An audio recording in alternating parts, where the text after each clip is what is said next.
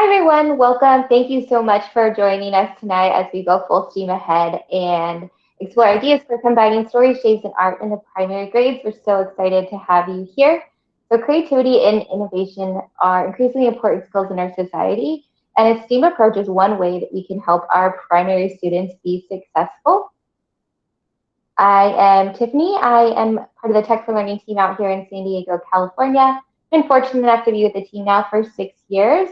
I have my master's degree in teaching and learning and technology, and I really enjoy supporting student learning and creativity. And I am joined here with the fabulous Valerie Belt.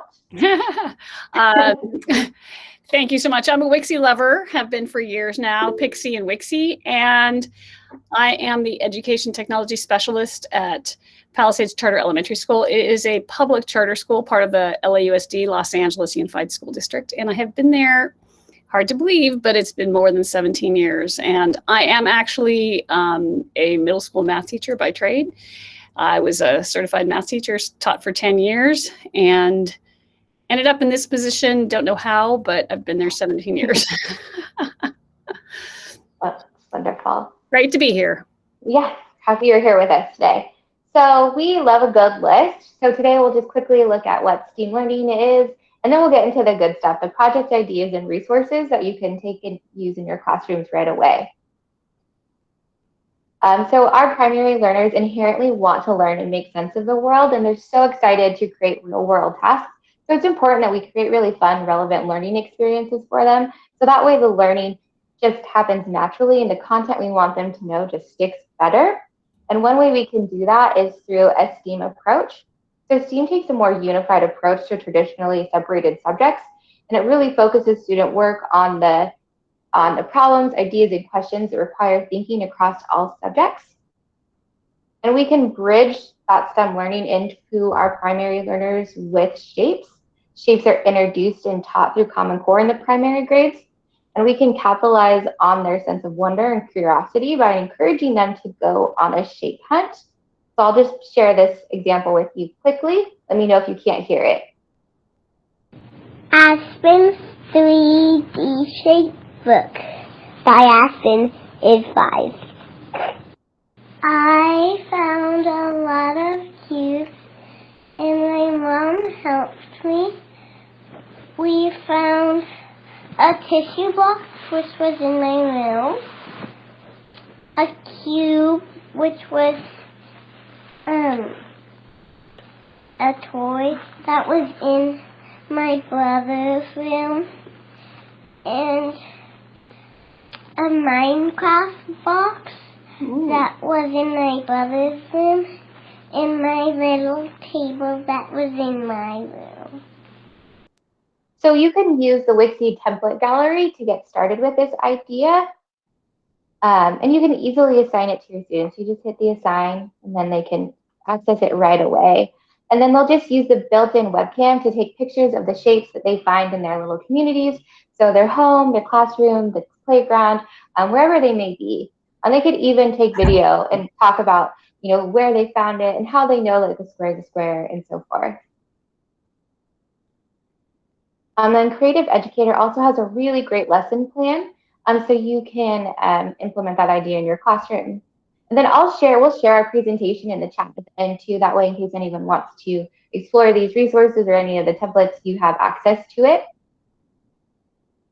And then another really fun one, I know Valerie does this one to your class too, is building the composite shapes. And so we're asking the students to create shape monsters. Like for instance, in kindergarten, Common Core wants students to take simple shapes to build larger shapes. So it's really fun for them to create these shape monsters. And they can just start out using either the drawing tools or even the shape tools in Wixie over here to create their monsters. And then they practice their counting skills to count how many circles, squares, and rectangles they may have. And then they can share with their team, their partners or their class and talk about how theirs are different or how they compare. So that's really kind of another fun way they can use that. And we can also build more composite shapes by building Mother's Day flower bouquets. And I know Mother's Day just passed, but this is really a fun one for next year. And I can show you for that real quick. And this is another template you can find and easily assign to your kids. It asks them to draw the bouquet with 5 circles and 3 triangles or what have you, and then puts it all together. And you can see all these beautiful little creations that they came up with. And then for Father's Day, there's a Father's Day one too, where they can create a tie. So that just shows, so you can search the image gallery for that, and you'll be able to find that one. And then Valerie, can you share a little bit more about this one? Yeah, the kids were, this is a template. It wasn't really much of a template that I put together. The kids had been studying, we're starting to study different kinds of shapes in first grade, and they had already had a basic knowledge of animals and some habitats. So I put this together and I said, okay, the instructions were to go into the images, find a habitat and choose one. And then you were going to create a shape animal that lives in that habitat. And then they had to write 2 sentences. The first sentence had to include like what kind of an animal it was and the name of the animal. And of course, they just were making this up because they were shape animals. And then they had to write a sentence about some kind of characteristic that they had. So this one was a sample that I put together for them. I just said, this is a hexabird, lives at the beach, and, has big wings, can be found by the ocean. So anyway, they had fun with that, using the tangrams and the tangram folder and putting together their shape animals. Perfect, wonderful. And then this one is very similar to what Tiffany was talking about. It's more open-ended. It's just a matter of, they were just in kindergarten learning the basic shapes.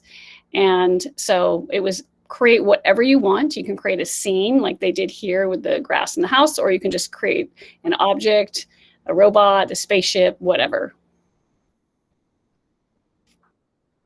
All right, and these ones build off of really what Valerie was sharing too, is that giving the students that voice and choice to kind of demonstrate their creativity and their knowledge in whatever way, resonates with them. So they can use like the shape collage one, and then they just drag in the shapes that they want to use and then practice those counting skills, like how many triangles they have and shapes, rectangles, or they could do that with the easel. Like with Wixie, it being a blank canvas, there really is so many different ways that they can go in there and create those composite shapes and masterpieces to demonstrate their learning. And this is a really great fun one too. So students learn about colors and shapes, and then they work on a coloring page and then count, describe, and compare the different shapes and colors that they make. Creative Educator put a great lesson plan together for this. Let me share this for you.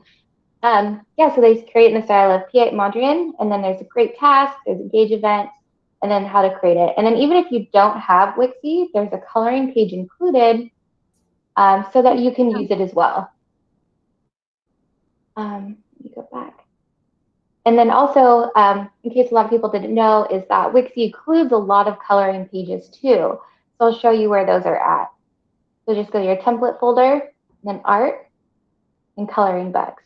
So these are really great, especially for the littles if they're just learning how to use the mouse and the tools in Wixie. All they have to do is just slide the mouse up, click the paint bucket tool, select their color, and then they're ready to go. Especially if they're using the primary tool too. The new update has 21 new colors, including like skin tones. So they'll have a lot more options in there to start building. Then Valerie, can you share a little bit more about this one? Well, the kids already had a little bit of knowledge. We do the Hour of Code every year, and so the kinders we're doing Codable, and the first grade we're in a Code Studio class. So if you don't know about the Hour of Code, it's fabulous, and code.org has those free classes. So they already had a sense. So this was kinder, where I put in the patterns. Now this is the key. So obviously they're all correct, but they were mixed up, and the students had to get the robot home and figure out which coding pattern, well, it wasn't a pattern, but which coding little arrows would match with trying to get the robot home. And then the challenge was one of them actually was a pattern, and they had already studied patterns. So that was, trying to get them to visualize, because it's not that easy for them to think and then see and, put it together. Whereas first grade, I had the arrows in I'd cloned them. And so they actually had to create the code, and then also, again, identify which one had a pattern. And then Wixie has a lot of templates in here for student work with patterning. Primary students learn through patterns and playing with them. So it's kind of fun to incorporate those with the holiday themes like this Halloween one. This is just I am spin cook, and I made a pattern. jack-o'-lantern bat, ghost, ghost, jack-o'-lantern bat, and I would finish ghost, ghost next. And it's so fun. So patterning, helps them build those thinking skills and develop, skills that are hard to practice and build foundations. Oops, sorry guys, I didn't mean to cut off of it. And build thinking for more abstract thinking. And it's great to, throw that in with these holiday pattern plays that we have. And you can find these in the month by month folder. Which, if you haven't looked, it's a great place to get started with Wixie. Or if you're new to Wixie, month by month is super easy to help you integrate Wixie in your classrooms. There's tons of great activities in there that you can use.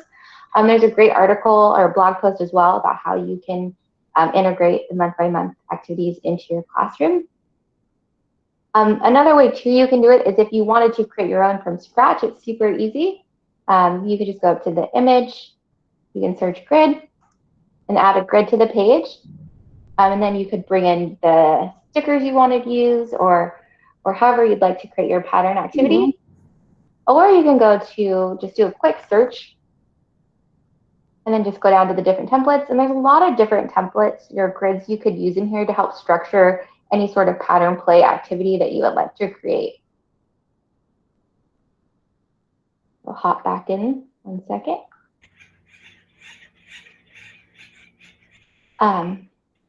This is a great one that Valerie put together. Yeah, just did the background, put a few details in it. And then again, it's very similar, but I just remember as a kid playing with blocks. And I know that, with the kids being virtual this year, we didn't have, a lot of the kinder at this point don't even get to play with blocks the way I did as a kid, because we didn't have to learn how to read by the end of kindergarten. We just, did a lot of social and play.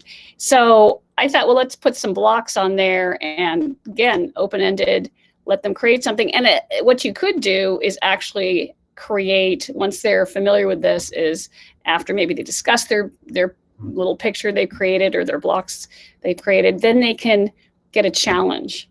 And I don't know if we put that slide in there with the challenge. Okay, so this would be for a little bit more advanced, but you say, okay, you can use exactly 12 blocks. You have to use 12, you can't use less, you have to do more. Use 12 blocks to create something that can transport people back and forth, or whatever you want to do depending on what they're studying. And so this is an example of 12 shapes. And then they could put a few stickers on there to make it kind of come alive, the blocks to come alive. Perfect, thank you. And then this is another one where we're just kind of the open-ended play with the shapes and patterning. And then here, since Wixie's online, it's really nice, like Valerie was saying, we can use the virtual manipulatives.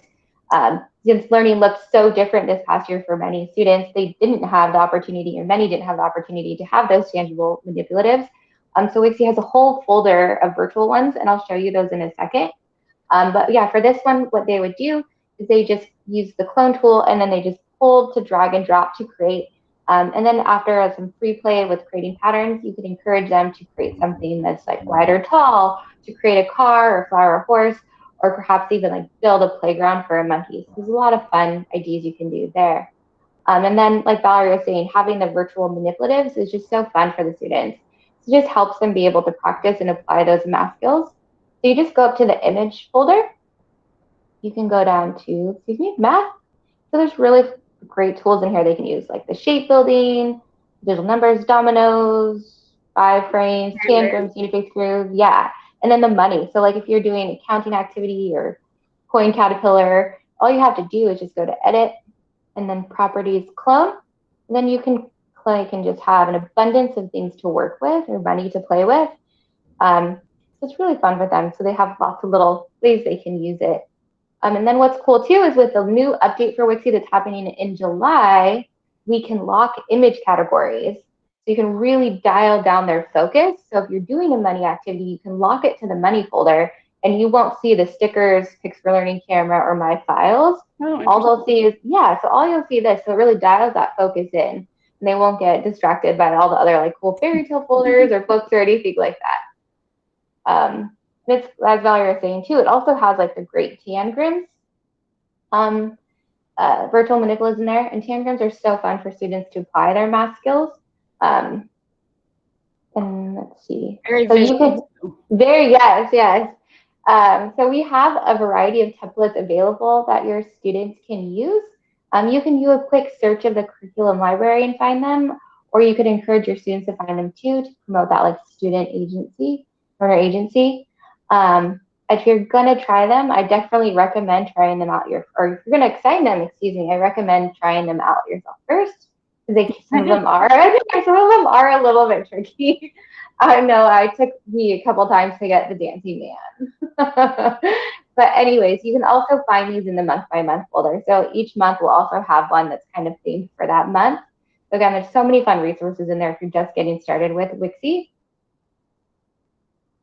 And then we can also play off of the tangrams in that and their learning of that and challenge them to build stories. And stories are so fun because we really engage the students in the 4 C's, so invoking their creativity, their critical thinking as they're sequencing events, collaborating with their peers if perhaps they do any editing, and then communicating their knowledge and their understanding. So this is a really fun one that they did where the teacher gave them a prompt. There was once a happy square who dreamed of being different, something exciting. What could he be? Let's listen.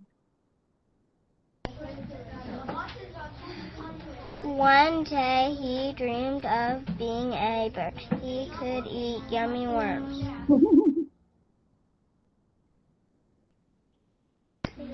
One day he dreamt of being a ship. He could sail across the seven seas. I know, it's so cute. And I mean, it's so great that students can put their voice in and then they can go, you can really get that student voice in there when they're telling their stories. So it's so sweet. And then we can also, play off more of the stories and do a lot of the retelling. So if you guys haven't read The Shape of Things, it's a fantastic book by Dale and Dodds. Super cute. Basically, it asks students, or it says, like, a square is a square until, and it adds a roof and some windows, and then it becomes a house. So it's a great book for students to use in creative project work because it combines reading, writing, and math, and they can do their own retelling and pick their shape that they would like to do. Since primary students' memory is stimulated by rhythm, rhyme, and repetition, it's great for them to create these little retelling repetition books. So here's just one example. There isn't any sound, but just kind of idea of what students might create if they did something like this. Again, creative educator put together a great lesson plan for it. There's a 5E lesson plan if that's what you guys use. And then there's also templates of it as well that you can easily assign to your students so you can get started. Then Wixie has a great story adaption folder. It's in templates, language arts, story adaptions. And so those are all really great for them to use. And if there's anything in here that or any stories you would like to see, just let Carolyn, Lindy, myself, or anyone on your Wixie team know, and we'll do our best to get it in here for you. But for instance, here's the shape of thing one, shape of thing template, and you can just easily assign it to your students, and then they can get started with it the next time they log into their account. Hop back in there. Okay, and so then these are just some of the resources that we mentioned throughout. There's a great STEM idea board that you can use. Lots of really great ideas that you can use to implement in your classroom. I love the field guides. I think those are so fun. There's also a classroom guide that's full of like STEAM and STEM articles. There's lesson plan ideas and lots of samples to help inspire your classrooms. This is a great collection of books.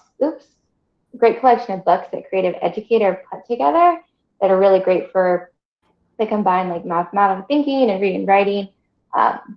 Lots of fun, like the math curse, the greats of math fables, 5 creatures, a lot of really, really fun ideas that you could use for retelling. And then lastly, we have just some more additional lesson plans and articles to help build that analytical and creative thinking. So great ideas in there. And then we would just like to thank you all so much for joining us this evening as we shared some ideas with you all. We hope you found something interesting that you would like to try out.